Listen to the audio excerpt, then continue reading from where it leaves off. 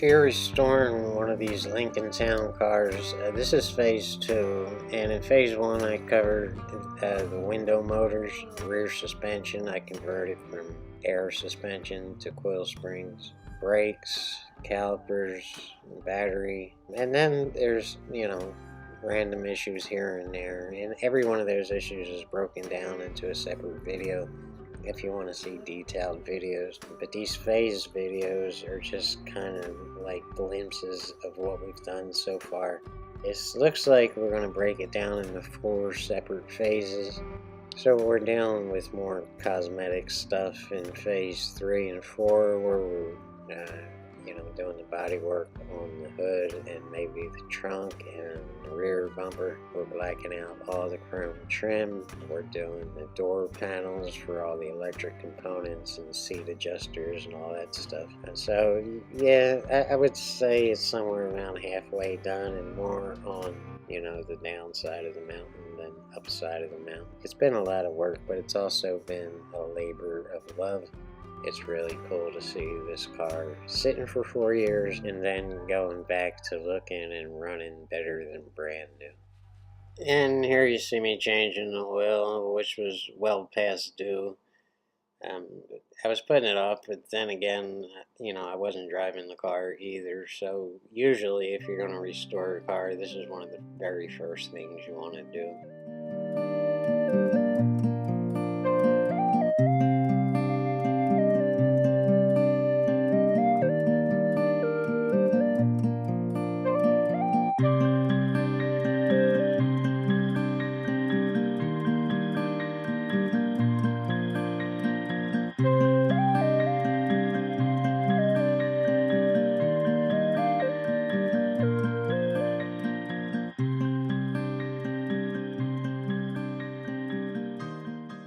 And here we are starting the front bumper, and this was done in 3 parts, with part 1 being the body work and the prep, and part 2 being the sealer, the paint, and the clear, which I love doing, and part 3 being this chrome trim that you see me taking off here. That turned out to be a can of worms within itself. Yeah, the prep is a lot of work. There's a lot of sanding, a lot of filling. And just when you think you're getting close to done, there's always more to do, and it just starts feeling like it's never going to end. And I used to do this kind of work for a living, so I'm well aware that all the work is in the body work and the prep. The painting is actually the fun part and the creative part, and the body work's just kind of grunt work. It takes a good eye. You need a good eye to get it done right. So I finally just decided, let's just take my time. We've come this far. Let's just get it right and get every little pinhole. See, the problem with front bumpers is they get all the rock chips. There's always a lot more damage than meets the eye.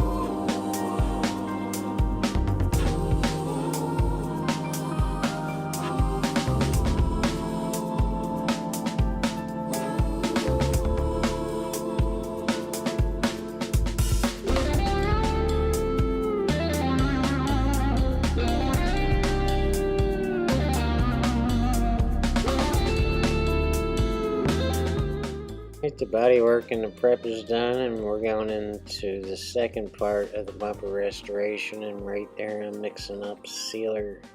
And people ask me why I use sealer, and I go on a long rant about it in the actual video. I'm not going to waste your time with it right here. But right now you see me tacking it off, and then we're going to go ahead and start sealing it, and then we'll put the first base coat on, and then which would be the bottom base coat. Always work from the bottom when I'm painting. and then the top base coat, which is that gold color, and then the clear coat. And I wound up putting 3 coats of sealer on, 3 coats of each base coat, and then I think I put 2 coats of clear on it. It might have been 3, I don't know.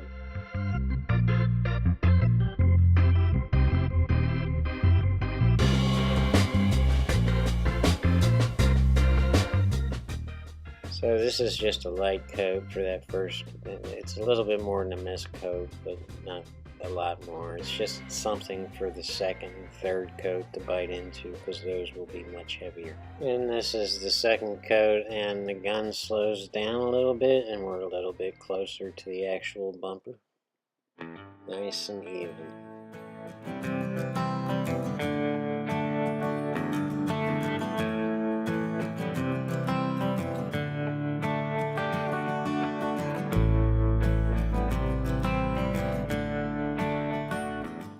And here we are the next day, getting ready to lay that first base coat. I'm going to blow it off after I tape it off here, and we'll tack it off, and then we'll lay down the bottom, that brown base coat at the bottom of the bumper first. And here you see me mixing up the brown.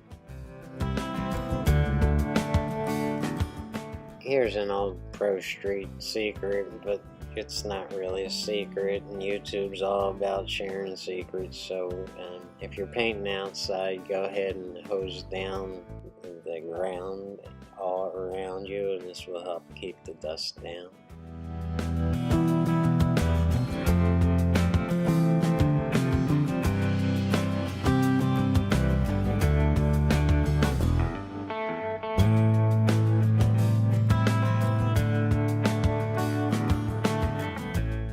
And here's the second coat being applied.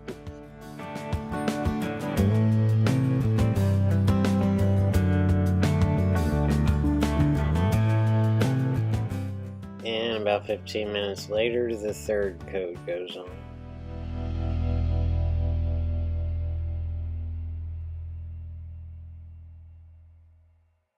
And that's it for the brown. Now we'll just let this dry, take that top paper off, and then tape off the bottom part of the bumper that we just painted so we can put the gold on.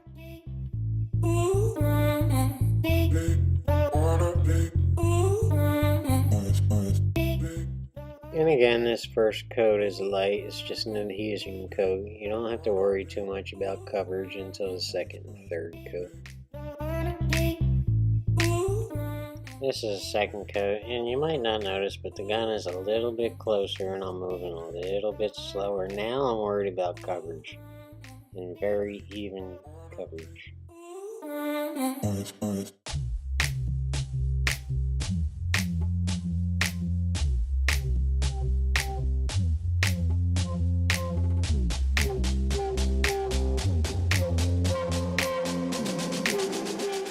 And this should do it for the base coats. After this, we'll be moving on to clear coat.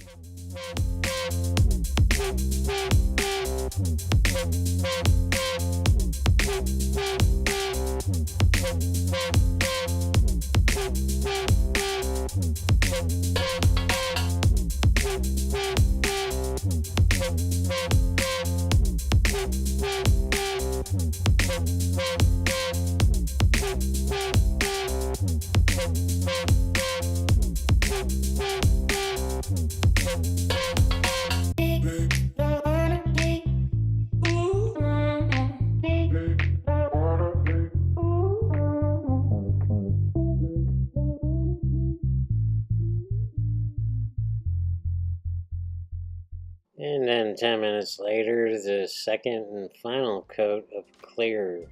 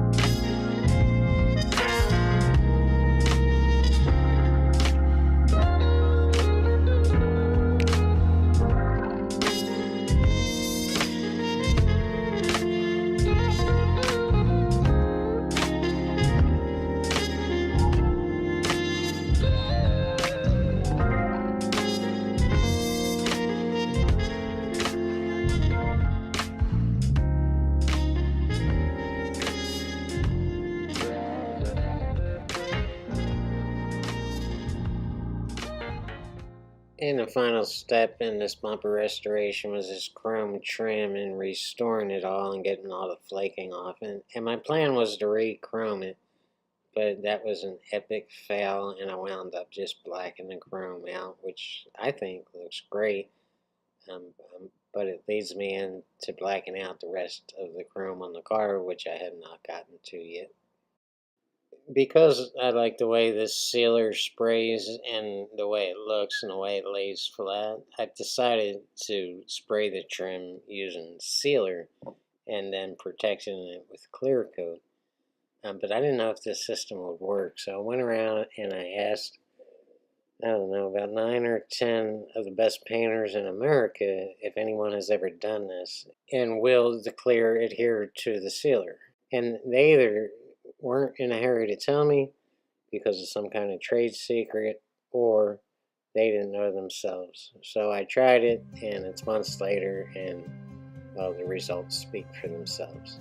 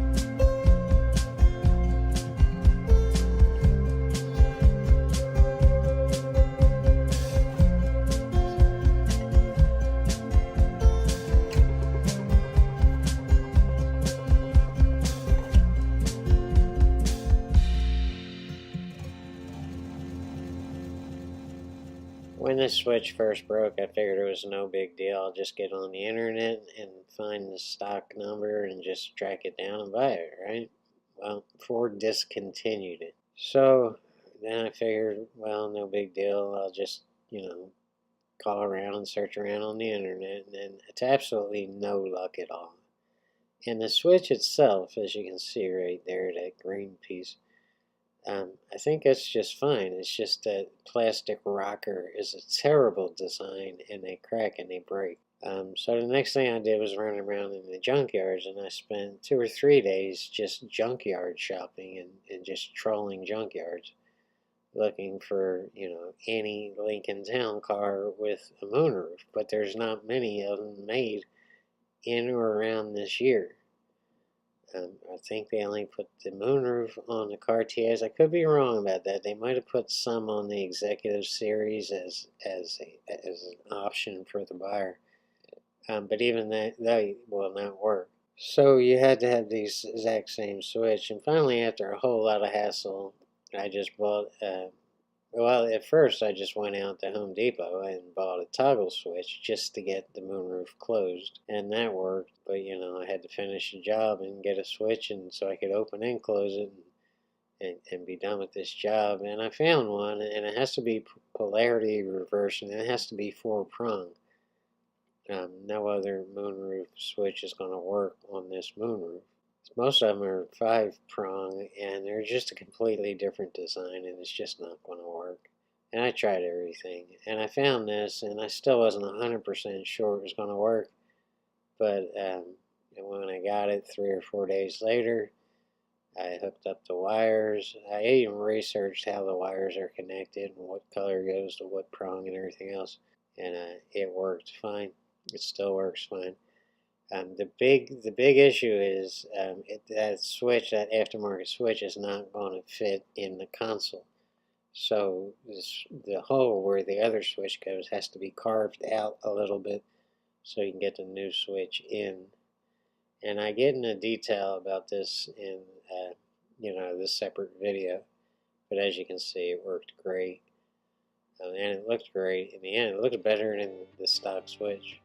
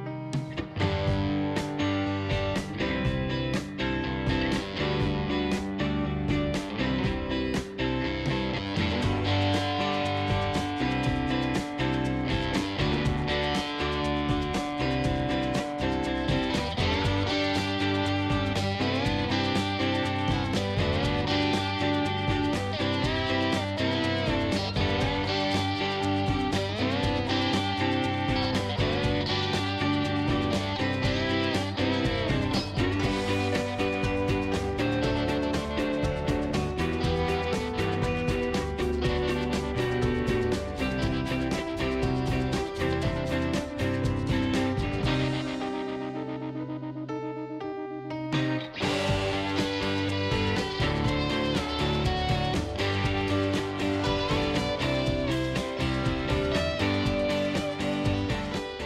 hood latch, this is a very common problem on these Lincoln Town cars, and basically they get credit. Actually, it's a common problem on a lot of cars because it's a bad design.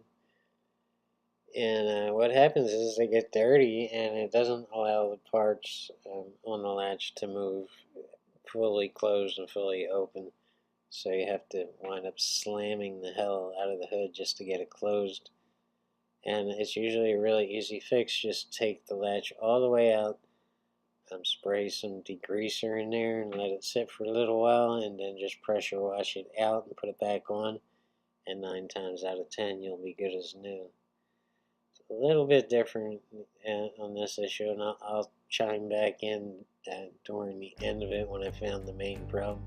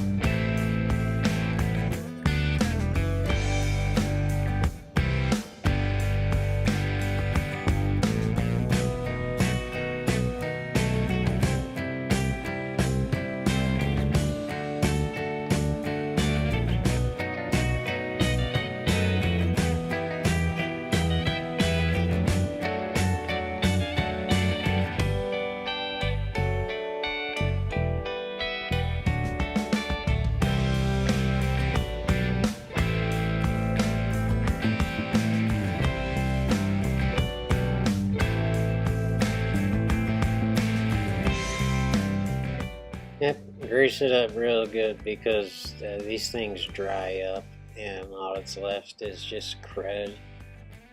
But you'll see the main problem here in a second, and you see me bending this, lever out. Well, that lever was just causing too much friction and riding on the latch itself way too hard, and that's what was, causing an issue when you went to close the hood. Once that was determined and everything was greased up and cleaned up, the hood closes perfect. Easy, no cost fix there. And I keep on trucking ahead, and now it's time for the wind deflector right in front of the moonroof. Some cars have this, some cars don't. It reduces the noise if you open your sunroof or moonroof. It deflects the wind away from the moonroof, and it can't get into all those grooves and holes and stuff that allow your moonroof or sunroof to slide open and slide closed. There's a lot of stuff up there where wind can get caught into and make some really odd noises.